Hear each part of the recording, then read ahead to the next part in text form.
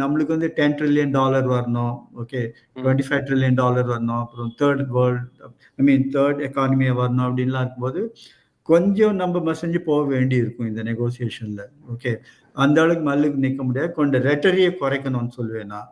Okay, and because ஒரு temporary piece வாங்கி ஆகணும் அவங்கள்ட்ட இருந்து. இன்னொன்று என்னன்னா, நான் அதுதான் சொல்லுவேன், அவங்களோட சப்போர்ட்டர்ஸ்க்கு நம்மளோட சப்போர்ட்டர்ஸ்க்கு என்ன டிஃபரெண்ட். எல்லாரும் என்ன சொல்றாங்க, ட்ரம்ப்போட பீரியட் இன்னும் 2 வருஷம் இருக்கு, அதுக்கப்புறம் நியூ டீம்லாம் வந்துடும், நியூ பிரசிடென்ட் வருவாங்க, அவங்களோட பேசிக்கலாம்.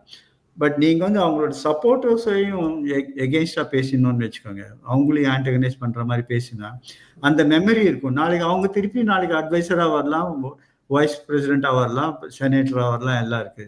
ஓகே, ஸோ அந்த அளவுக்கு நம்ம இன்டர்நேஷனல் லெவல்ல நம்ம வந்து இந்த ரெட்டரி குறைக்கணும். இது வந்து காங்கிரஸ் வர்சஸ் பிஜேபி மாதிரி எடுத்துன்னு போக முடியாது, நம்ம டிஎம்கே வர்சஸ் ஏடிஎம்கே அது மாதிரி எடுத்துன்னு போக முடியாது.